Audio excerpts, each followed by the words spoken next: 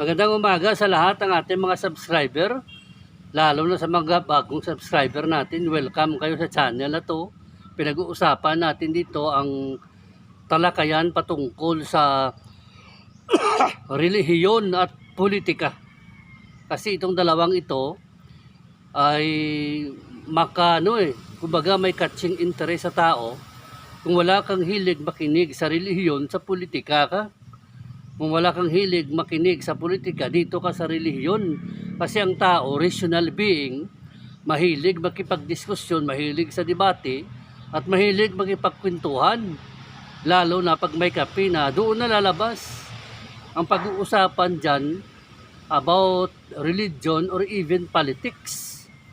So ngayon sa umagang ito, may isa tayong tatalakayin na kung saan ay mga dahilan kung bakit pinili ni Inday Sara si Bongbong Marcos na maging katandem niya kaysa kay Senator Bongo. Kasi magtataka ka bakit pinili ni Inday si Bongbong Marcos, hindi si Senator Bongo. Itong analysis na ito na ginawa ko personal, hindi ito nakasalalay na personal na galit, personal na relationship. Tinignan ko according sa nakikita ko sa paligid. So walang kinalaman actually dito ang personal na dahil mabait si Bongbong, siya ang pinili ni Inday, or even dahil mga kaibigan nila yon or pamilya. Si Bongo naman hindi niya pinili kasi alalay daw ang presidente, parang ganyan. Hindi nakasali doon ang ating analysis. So titignan natin kasi noon simula't simula pa man, si Digong ayaw niya talagang tumakbo si Inday Sara. Alam naman ng mga Pilipino yan nationwide na ayaw niyang tumakbo si Sara kasi nga alam niyo naranasan niya kung anong problema eh. Naranasan niya kung ano ang ginagawa ng Pilipino sa kanya, na despite sa lahat ng ginawa niyang mga project, build, war on drugs, ay nakaranas pa rin siya ng batikos. Hindi may iwasan. So, ang dahilan noon, sinabi niya ito nung panahon na alam niya ng una at kalagitnaan pa siya ng kanyang kapangyarihan, ayaw niyang si Inday Sara tumakbo. Ngayon, sa latter part na ito, napapalapit ng eleksyon, nasa isip niya talaga na Sara go na, di ba? So, nang malapit ng eleksyon at papalapit na ang halalan, nakikita na ng tao na naka-formulate sa mind niya ang Sara go. Narinig ko sa TV dati, na napanood ko, sabi nga niya, Sara go na ba? Parang ganyan, medyo joke lang yon pero reality na yun eh. Doon na nakaset ang mind niya eh. So, ang nangyari, nagkaroon ng sa social media, mababasa mo na pagkalipas ng ilang araw, lumalabas na Sara go na. So dahil doon may counterpart na rin, BBM Sara, parang ganyan. So dahil painit ang halalan, maraming nagrally, supporter ni Sara na gusto nilang patakbuhin si Sara, takbo na for president. Pero si Sara, how many times na sinabi niya na hindi siya tatakbo sa pagka-presidente? Wow! So, noon nakikita ko parang may katotohanan itong sinasabi ni Inday Sara, hindi siya tatakbo kasi nga iba si Sara kay tatay niya eh. Para si Sara hindi siya mahilig sa bluff. Para bang pag sinabi niya yon final na. So ngayon, ang nangyari, dahil sa ang supporter niya ilang beses nang nakarinig na sinabi niya hindi siya tatakbo, and din sinasabi rin niya na wag na kayong mag-rally, wag na kayong doon na lang kayo sa bahay para hindi pa kayo makatulong pa kayo sa hindi pagkalat ng mga sakit. So naintindihan ng mga supporter ni Sara na talagang hindi siya talaga tatakbo. Pumasok sabay doon may mga BBM Sara na rin na nangangampanya na patakbuhin. So ang nangyari, confirm na si Sara nga hindi nga tumakbong presidente. Si Sara tumakbo vice-presidente. So nangyari doon dahil sa tumakbo si Sara sa vice-presidente, dito nagsimula na si Bongo nag-back out, withdraw siya kasi nga Hindi naman matanggap ni Senator Bongo na magkalaban silang dalawa. Napanood ko sa TV na maiyak-iyak siya doon. Hindi naman sa talaga umiyak na grabing iyak. Hindi ano lang, parang bunga lang ng kalungkutan na maluwa-luwa siya na medyo mangiyak-ngiyak siya. So hindi niya itinuloy ang kanyang pagka-vice presidente kasi babanggain niya si Sara na anak ni presidente. In respect kay president, magandang plano na yun. Medyo nag-withdraw siya. Ngayon ang tatay, siyempre nakita ng tatay siguro na umiiyak siya, close naman silang dalawa talaga. So biniksan niya ang daan ng pagka-presidente. Ngayon, sa nakikita ko, dahil binuksan niya, bakit ka iyak-iyak, vice presidente, iyak ka na, presidente, takbuhin mo, parang ganyan ang dating. So, sa madaling salita, pumunta sila ng Comelec, pasinsa na kayo kasi ang lalamunan ko ngayon, hindi maganda eh. Sinamaan niya si Senator Bongo doon sa Comelec para mag-file ng candidacy for president. At siyempre, nabasa ko rin na si Duterte mag-file din ng pagka-vice presidente. Mayroon ng usapin na babanggain niya si Sara na anak niya, pero mayroong pagdududa na parang malabo. Diba? So nangyari, nandoon na sila doon sa Comelec. May nagtanong ata na babae na kakalabanin yung anak niyo, sir, sa pagka-vice. Parang ganyan. So si Duterte, nagulat, nag-file na ba? Nagtanong ang presidente, ang nasa tabi nata, yun sa gilid, si Martin Andan, nariyata yun yung Pico. Nalala ko tuloy yung Pico machine eh. Si Martin Andan nariyata yun, siya yung parang makulit na ini-interview yung presidente, siya yung laging sagabal doon sa sumasagot si presidente, siya yung ano. So nagtanong si Duterte na nag-file na ba yung anak niya, nag-file na ba? Doon nalaman na parang nakakordon ng presidente. Oh my God! Wala siyang kaalam-alam as president na nag-file na pala si Sara na vice presidente.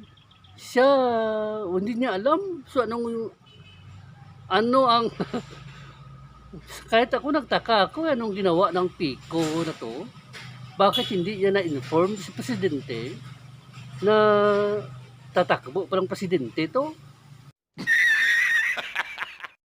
So ang nangyari, dito na lumabas na sabi nung, sino bang may sabi? Nung si Martin Andanar na sa Sabado daw babalik si Duterte para mag-file sa pagka-vice presidente. So para bang pinagsabong, pasasabungin niya yung dalawa. Ang nangyari, to make the story short, hindi nag-file si presidente ng vice. Ayaw niyang kalabanin yung anak niya kasi mahal niyang si Sara. Anak niya yan eh.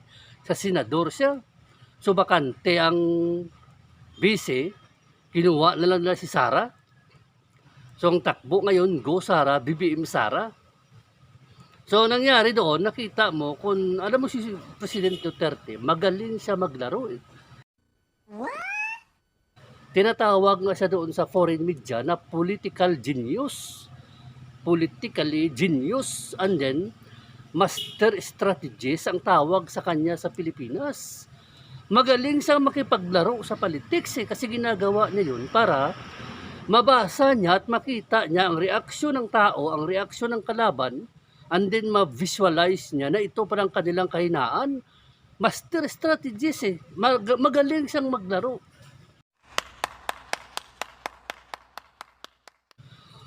Ang problema lang, sa kalalaro niya, siya ang napaglaruan.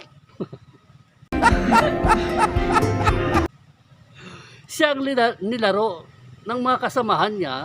Wala siyang kaalam-alam na tumakbo si Sara sa pagka-vice presidente kasi itong nakapaligid sa kanya, lalo na yung Pico dyan, walang information sa kanya. So siya ay parang bang, wala talaga siya. And then, nung balita ko pa, wala siyang cellphone. Yun doon sa isang senador, na wala siyang cellphone, di makontak. Kasi natatakot siguro nakapaligid sa kanya itong mga may pangarap din sa buhay na baka pag mag-cellphone si presidente, makita niya si Inday Sara na sa Facebook, tumakbo na pala sa pagka-presidente, sa pagka-vice-presidente. So, magaling mga ano ito, may propaganda din pala yung mga paligid niya. May plano si President Duterte, sila itong nasa paligid niya, may plano rin, kaya na news blackout si Duterte, hindi niya alam na nag-busy ng anak niya. So, itong nangyari ngayon, dahil sa out of desperation, out of frustration, naniniwala ako na yung pag-atake niya kay Bongbong Marcos, bunga ito ng kanyang pagkainis sa isang pangyayari na tumakbo si Sara na hindi niya alam, and then wala siyang information mula sa kanyang mga tao, so wala siyang opsyon. Si Bongo ang pinatakbo niya kahit na alam niya much less si Bongo kontra kay laban kay Bongbong Marcos. Walang panlaban si Bongo.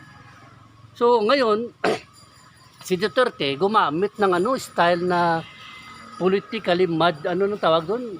Mudslinging. So, ngayon, nakikita nyo kung anong atake niya kay BBM, nag-cocaine daw, marang ganyan. Wala naman siyang sinasabi na si BBM yon, mga pasaring lang naman yon. Pero naiintindihan ng tao at nababasa ng tao na si BBM ang tinutukoy niya. Although na wala siyang sinasabing si BBM, di ba? Ngayon, habang tumatagal, nagiging mainit ang kritisismo niya kasi naniniwala ako, sa personal ko na paniniwala, na si Duterte, na-desperate siya, na-frustrate siya sa kanyang paligid. Especially si Sara, tumakbo, hindi nagpaalam sa kanya.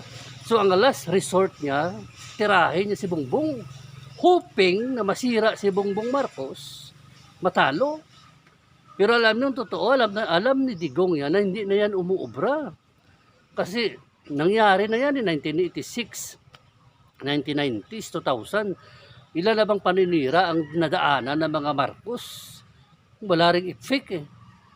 So siya, ginagamit niya lang ito, hoping na baka magbago pa isip ng tao, pero alam niya, personal, alam ko na walang effect yun.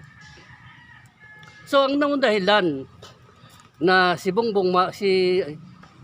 Sara, puntahan na natin ngayon. Ano ang dahilan kung bakit si Sara tumakbo siyang vice-presidente? Ang katandem niya, si Bongbong Marcos, hindi si Senator Bongo. So number one, makikita nyo yung public outcry. Yung sigaw ng tao, mabasa mo sa Twitter, sa Instagram, sa TikTok, at saka sa Facebook, yung public outcry na BBM Sara, BBM Sara. Kahit na hindi pa siya tumakbong pagka-vice-presidente, yun na talaga ang public outcry. Ulo nung panahon na yun, mayroon ding Sara BBM, pero makunti lang, hindi tulad ngayon na flooded ang halos social media sa BBM Sara. So alam nyo kasi, pag nagkaroon na ng public outcry, makinig ka na ron kasi taong bayan ang nagsisigaw na yun ang tandem dapat, BBM Sara. Alam nyo ba si Duterte kung bakit nanalo sa halalan? Walang senador, walang masinere, walang barangay captain. Lahat ng wala nasa kanya eh. Ang meron sa kanya si Cayetano lang. Pero landslide siya eh, di ba? Nanalo siya kasi nga ang public outcry noon. Duterte ang ibuto ng tao. Although nung panahon na nakatingin ako sa social media, hindi naman masyadong mainit pa ang sigaw na Duterte, pero pag nag-open ka ng Facebook, laging daw nung Duterte, hindi tulad ngayon ng public outcry, BBM Sara talaga, flooded ang social media. So itong nakita ni Sara, na pinaka-the best, pinatatandem siya kay Bongbong Marcos, kaya nga tumakbo siyang vice-presidente, under sa lakas si MD. Ngayon, ginawa siyang chairman, at legit na ngayon, na nagpartner siya sa partido ng federal ng Pilipinas. Yun yata ang partido ni Marcos, na magtandem siya, legal na, parang na siya, hindi na peke na BBM Sara, kundi talagang legit ang tandem ngayon na BBM Sara.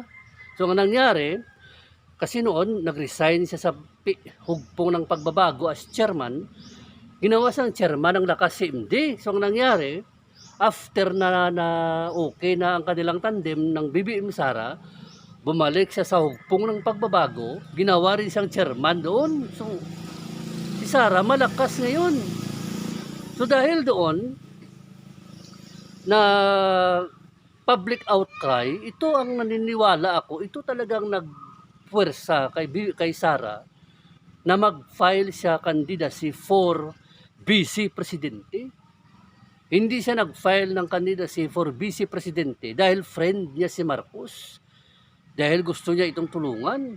Yun ang pagkabasa ko, hindi siya nag-file ng Vice Presidente dahil binisitahan siya ni Aimee at Bongbong at kinausap siya, nadala siya. Hindi ganoon eh. Parang si Sara kasi laging online yan sa... Nakita niya talaga sa Facebook flooded ang kampanya na BBM Sara. So ito ngayon ang humila sa kanya parang magnet na tumakbo siyang Vice Presidente. Correct na desisyon yan kasi sa politics kasi hindi ka dapat, you cannot go against the wind. Pilitin mong sarili mo na mag-Vice Presidente ka, hindi ka naman, hindi pabor sa iyo ang panahon, sayang lang, di ba? Dapat, pag tumakbo kang Vice Presidente or Presidente, dapat pabor sa iyo ang panahon. Paano mo malalaman na pabor sa iyo ang panahon? Public outcry, dapat nakita mo na ikaw talaga ang Sara. BBM Sara. Dapat ganun eh. So nakita niya na okay to. Nag-file sa BC. Yun ang una nakikita mo na pag-file niya sa pagka-Vice Presidente, nagkaroon siya ng dalawang puwersa, Lakas CMD at saka hugpong ng pagbabago. Both parties na yan, siyang chairman. So ang influence ni Sara nadagdagan. Ang kanyang power nadagdagan kasi nung panahon na hugpong ng pagbabago, chairman pa siya, maraming pinatanggal na chairman sa Congress yan. Mga Speaker of the House. Pinatanggal niya eh. Yung isa nga gustong mag-Speaker of the House, palit kay Cayetano, binisitahan lang si Sara. Hindi umabot, kinabukasan, Speaker of the House na siya. Ganyan ang power nung panahon na yon na hugpong ng pagbabago pa siya. Lalo na ngayon, siyang chairman ng Lakas CMD, di ba? So ngayon, yung pangalawang dahilan, yung kasabihan ng solid north at saka solid south. So ang dahilan, pangalawa, na si Sara nakipagtandem kay Bongbong Marcos, hindi kay Senator Bongo. Hindi ito, wala itong kinalaman sa personal. May kinalaman ito sa politics, sa kanyang overview as a genius sa politika. Si Sara nagmamatsyag yan eh. So nakipagtandem sa kay Bongbong Marcos dahil doon sa kasabihan na nakikita niya sa social media, solid north at saka solid south. Pag nagsama raw itong dalawang to, perfect tandem na, tapos na ang halalan. Uwian na, iyak na. Yun ang mo eh, makikita mo, naalala ko tuloy si Jingo Estrada. Nangi-interviewin siya. Ang sabi niya, pag nagsama daw si Bongbong Marcos sa si Sara, tapos na halalan. Tapos na. Wow! So ito nakikita ni Sara as nagmamatsyag na pag nagtandem siya kasama si Bongbong Marcos. Perfect combination ito. Ito yung kasal na itinalaga ng langit. Sabi nga ni Aimee, marriage made in heaven. Super strong ito. Alam mo, ang solid north kasi, andun si Gloria. Lakas CMD, ikaw ang chairman. And then, ang mga followers ni Gloria, ma-influensya din naman si Gloria, kasi nga, naging Speaker of the House, naging Congressman, naging Presidente. So, ang influence mo nandyan. Mga alalay mo at mga kasamahan mo, ang power mo nandyan pa rin. Nandun din si Erap. Kahit na si Erap ay ubos ang kanyang mga tao, wala na sila sa kapangyarihan, pero the fact na may mga tao pa rin yan na matitibay na sinasamahan siya sa politika. Ang pinakamaganda roon, nakikita nyo sa Ilocos Sur, si Chavez Singson. Nalala ko yung motorcade dun sa ano yan eh, parang gusto mong ilagay sa Guinness Book of Record ang haba ng pila ng mga motor supporting BBM sa kanyang kandidacy nung panahon na yun. Parang hindi pa yata tumakbo si Sara sa pagka-busy. So grabe ang support niya hanggang ngayon. Flooded pag may motorcade.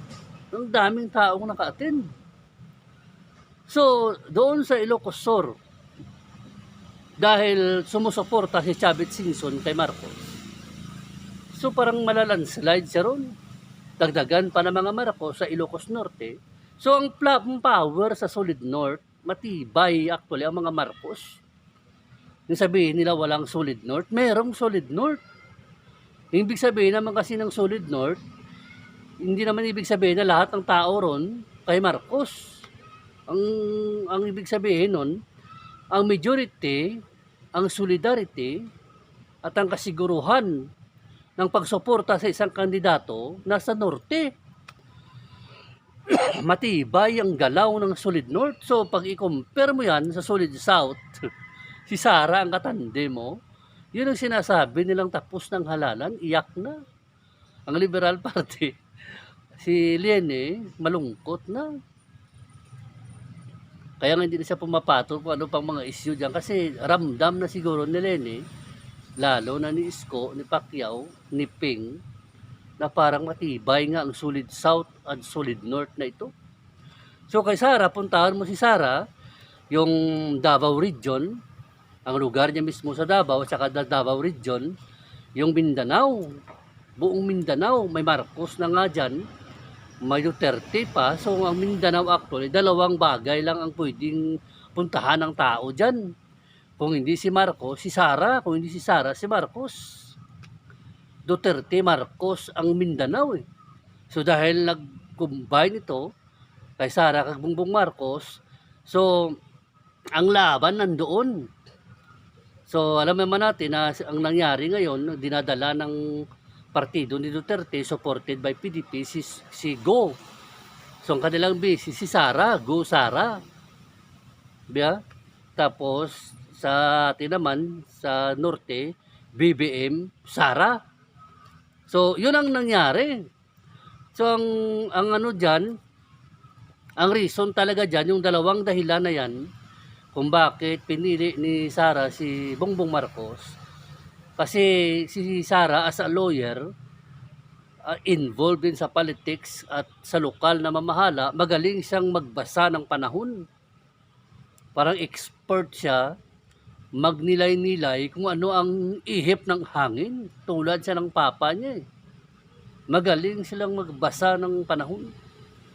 At hindi mo naman sisisi si Sara kasi nga, si Sara wala namang sinabi na hindi siya tatakbo sa pagka-busy. Ang sinabi niya, tatakbo siya sa hindi siya tatakbo sa pagka-vice presidente. So ang nangyari doon, mayroong pagkakataon na kung saan ma-realize mo na kung minsan ang tandem na ito nahuhulog sa personalan. So dahil doon si Digong, siyempre alam niya, bilang magaling na political strategist, na desperate siya, na parang na-frustrate siya. Siguro sa mga tao niya rin ito. O it might be kay Sara din kasi tumakbo nga si Sara. Wala siyang kalam-alam na ganun ang nangyari. So nawa, wag niyong isipin na ang pagtakbo ni Sara dahil galit siya kay tatay niya. Tumakbo si Sara sa pagkabisi dahil nainis siya kay Bongo. Hindi naman ganun ata eh. Hindi ganun. Hindi naman siguro ganun kakitid ang utak ni Sara na ganun ang dahilan niya, di ba? Hindi naman siguro si Sara tumakbo dahil tawag niya kay Aimee, Manang, sa sobrang respeto mo, kaya ka tumakbo sa pagkabisi. Di ba? Ako naniniwala ako na tumakbo si Sara sa pagkabisi presidente dahil yung dalawang ito nakikita niya. Marunong siyang magbasa ng panahon, pumabor sa kanya. yung public outcry, tsaka yung solid north at saka solid south. So nawa ay ipanalangin natin na ang tandem na ito ang makakapunta at mananalo papunta sa Malacanang, kasi alam nyo, malawak ang kanilang plano eh. Sila ang magpapatuloy ng nasimulan ni Duterte at higit pa ron ang kanilang gagawin. Pag nagtandem ang dalawang ito, I am sure wipe out ang Dilawan. Oh my God! I am sure. Ngayon, pagdating naman sa PDP laban, ang PDP laban, self-destruct ito, wala na. Kasi nga, siguro, dahil marunong din sila maglaro, naglalaro sila, hindi nila pinaalam kay Duterte, na tumakbo na palang busy si Duterte, si Sara Duterte, hindi nila pinaalam, walang information. Siguro may tao din sila na hinahangad na itong gawin natin busy. May tao rin siguro ang PDP, kasi ang PDP, ruling party. Nahiwalay sa dalawa, ni Pacquiao at kay Digong. Pero the fact na ruling party ka, supposedly, sa inyo manggaling ang presidente. Pero bakit hindi si Duterte tumakbo, si Bongo na pinatakbo niya, hindi sa ilalim ng PDP? Bakit iba sa partido niya? Diba? Basahin nyo nga kung ang ibig sabihin yan. Frustrated siguro ang dating sa akin yan. Parang na-desperate siya na mga... Parang si sa akin lang yan eh. Parang kutob ko, alam niya na parang na-traidor siya. Diba? Pero akin lang yun. Opinion ko lang yun. Kasi nga, hindi nga sa kanya pinaalam eh. Siya mismo may sabi na hindi niya nagustuhan ang pagpunta niya sa Comelec na mag-file si Bongo ng presidente. Yung biglaan. Kasi ang tinutukoy niya siguro, yung pag-file ni Sara, doon niya lang nalaman sa Comelec. Sa reporter, natatakbo kang busy, kalabanan mo bang anak mo? Diba? So, ang PDP ngayon, suporta na lang yan kay Digong at sa kay Go. Pero ang reality, ang PDP, Partido ng Demokratikong Pilipino, sa tingin ko, sa side ni Duterte na PDP, self-destruct na. Kay Pacquiao, naghihingalo pa. Kay Pimentel na PDP, parang buhay pa pero naghihingalo nga lang. So maraming salamat sa ating pagnilay-nilay at opinyon sa politika. Nawa ay matutunan natin na lahat ng ito pagkatapos back to normal na agad. To God be the glory alone.